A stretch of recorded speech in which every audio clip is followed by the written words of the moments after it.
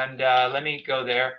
So basically, the thing that, if you want to take your business to the next level with centers of influence, and let me define centers of influence. It's basically your referral centers. So for you, Lynette, it might be mortgage brokers, it might be financial advisors, it might be people that talk to your potential clients and prospects all the time, right? They're referral source for you. For Cherie, it might be other estheticians or people that don't have their own product line that talk to people about their skin or beauty. And so that would be a center of influence. So the three things this article is saying to do is, first of all, to audition the center of influence, meaning that a lot of times we think, oh, gee, if there's a center of influence that's willing to talk to us, we should work with them. But you want to properly have a meeting with them, like do a one-on-one meeting to audition them. You want to see if they're going to be a good fit for you. Okay, and so one of the things you want to find out is how their practice operates. And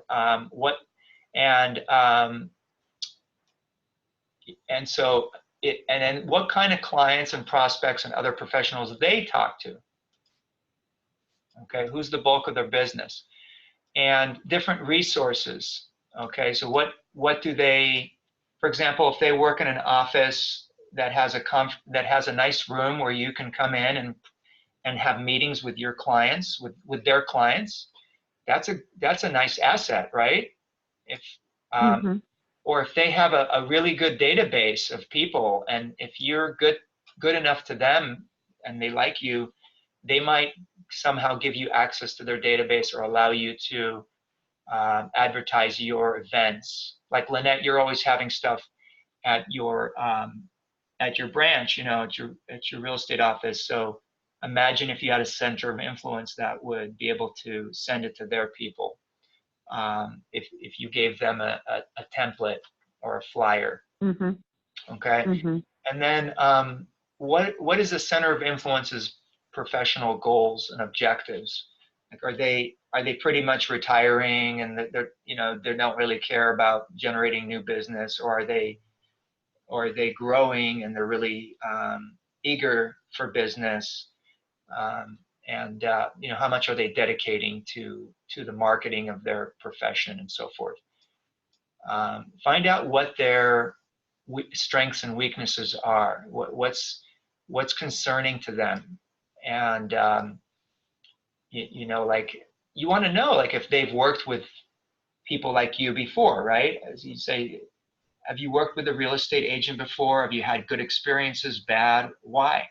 And I do this with clients all the time because, in the financial planning world, you can have a totally great experience or a really bad one. And then I need to know that up front so that I don't inadvertently make the same mistakes.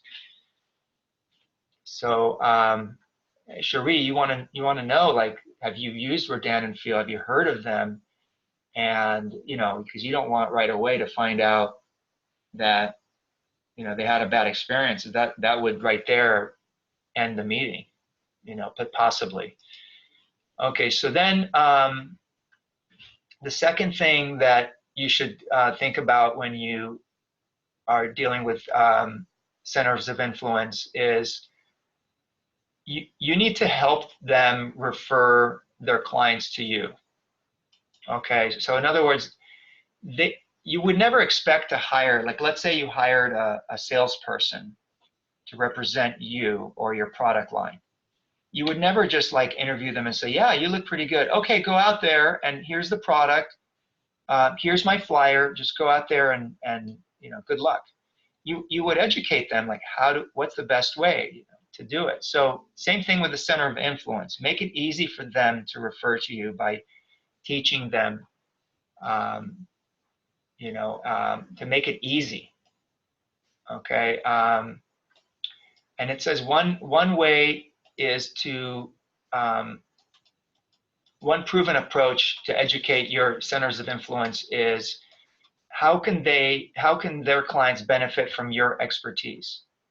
Okay, so not just the fact that you have a good product or you're a good real estate agent, but what expertise do you have? Like Lynette, you have expertise with teachers and with seniors. You're very well versed in issues relating to that, that group.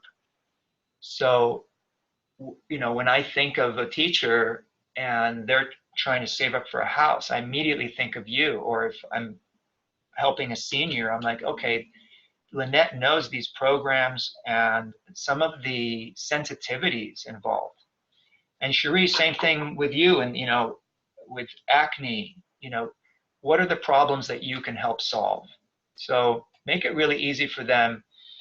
And also,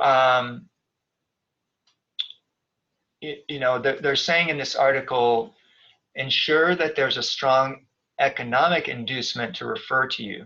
Okay, so doing a great job is sort of given, right? I mean, if somebody refers to you and you do a great job, I mean, that's the expectation. So that doesn't really make you stand out from anyone else, because I'm sure if they refer to other people that they like, they would do a good job for them. But here they're talking about an incentive. Okay, so so the question is, how can you make the center of influence more financially successful? Okay, how can you grow their practice? And that's really what's going to move the needle for you, I think. And it can be a hard thing to do, but it could also be easy if you guys are talking to the same people. So the obvious way is you refer business to them, right? If Lynette, if you have a real estate client and they need a loan, you refer them to that mortgage broker. Done. That's easy. And then that mortgage broker is now has been financially, you've made them more financially successful as a result of the relationship with you, right? But that's not always easy to actually refer one of your clients to them or one of your friends to them. So you have to look for other ways. And one way, it says here, the most powerful approach is to help them become the experts in their field. So one thing you can do, Lynette, is, and I'm using you because I'm kind of more familiar in that world than I am about skin, but skincare. But you can make them a better mortgage broker by making them more educated in something that you found out about that relates to their world. Okay, or you can make yourself the expert in particularly something that's difficult, or just making it easier for them to do their job. You have to be creative, but it can be as simple as sending them an article of something that you found out in their world. And maybe they already know about it, maybe they don't, but at least you're showing that you're really trying to help them. There's nothing you got out of that. You're showing that you're giving. So anyway, so if you can create some sort of system to make your center of influence believe that working with you is not only you'll do a good job, but you will also help them be better at their jobs, smarter. They call it here the law of reciprocity. Okay, you'll benefit from client referrals as well. Okay. So any questions on that? No, I thought it was a pretty interesting article. Yeah. Good. Valid points made. Good. Yeah, Cherie, you were going to say something? No, it's just harder to connect with me because the problem is I'm finding physicians, they all have their line. It's very hard to find somebody that doesn't. And so then they don't want to take on yours. Or they're already a consultant from your line and another line, but then they don't really need you. Yeah. So So you, managed to find, yeah. In my area, like for example, a lot of times when I go to these things, there's 6 other people that are doing different kind of skincare. And I wanted to ask you one question. I noticed that Jean Stacy is a week before me, and we're both skincare, and I'm worried no one's going to come to mine. You know, and it's the last time I can do it before I go back to teaching. So, then I get back the 20th. So the 15th is good. Well, it's just, how to attract. Yeah, I did. That's obviously unintentional, but let's take that one offline as well. But and I'll get back to you on that, and we'll work something out. But basically, to answer your question about being difficult to, like, there's 6 other skincare companies. You know, there's the Arbonne and Mary Kay and those guys. Exactly. So what I would do if I were you is figure out what your strength is or what makes you different. One of the things is that you are very entrenched with the lymphoma, right? The cancer, Right. and so I would look in that field, because somebody who's involved with that organization or a similar organization is right away going to see you as more in line with, more in common with their beliefs and what makes, what they feel for. So that I think is an easy one. The other thing is that you have to look at it from their point of view of who you're trying to work with and say, how can you make their life easier? And it might be being sort of the go-to, like acting like you're the go-to person, like reiterating that you're the one that's going to be on call and to answer questions.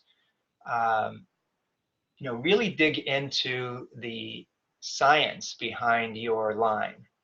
And if you're talking to someone who's you want to make them more of an expert in the science behind skin care, you may want to just say, okay, you know what, sometimes it comes down to this, Cherie. It really is simpler than this. You go to a networking event and there's 6 other skincare people, and they all give their business card to a doctor or to an esthetician or somebody like Maria Humphreys, okay? And so assuming Maria or that person doesn't have their own skin line that they work with, if you just simply call them back once in a while, set up a system where once a week you're either calling them, sending them a informative email, you're telling them something new, or you're simply you're simply just social media, you're going on their social media. Just that fact alone is going to probably cull you from the herd of 6. And there may only be 1 other person that does that, or maybe 2 out of 6. So right away now you have a 50-50 shot of getting their business instead of a 12% chance. You see what I mean? Just follow up. I do. Yeah. But you have to keep doing it. I mean, I remember in my first company they said it takes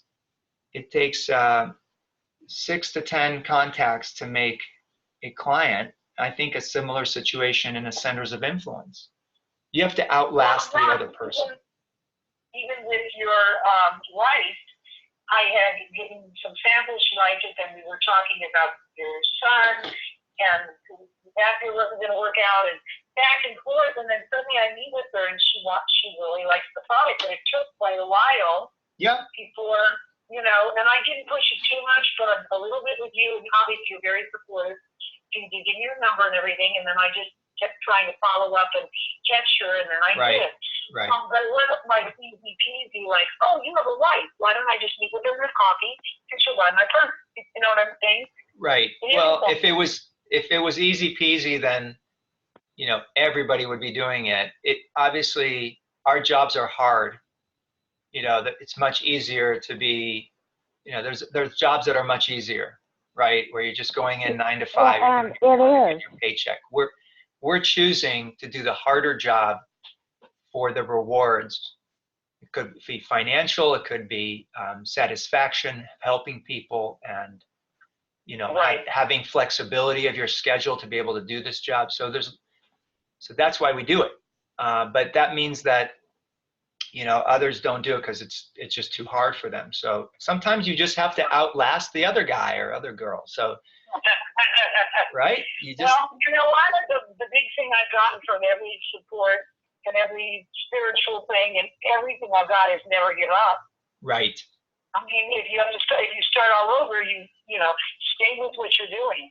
And we'll keep working on it. It's never give up, but it's also, this article is saying that before you just start spinning your wheels with somebody who's not going to refer to you, audition them and find out, and come at it from the point of view of you wanting to get to know them and their business better so that you can help them.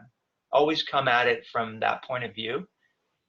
But what you're really doing is you're auditioning them to see if it's worth your time to spend on them. And once you find out, yeah, I can see us working together, I can see that there's no conflict or potential problems, then you just hit them with all you got, and you help them, and you inform them, you make them experts, you maybe can refer some business to them, and the law of reciprocity will mean referrals for you. Okay. All right. So, all right. Well, we did a troika in a way, right? It's this Zoom call became a troika. That's what we did. So thank you so much for hopping on, and I appreciate both of you as my centers of influence, and anything I can do to help your business, let me know. And because we all are experts in our field, but we also have spheres of influence that should hear about what the other person does, what you all do. So the hard part is, doing it with your day-to-day activities, right?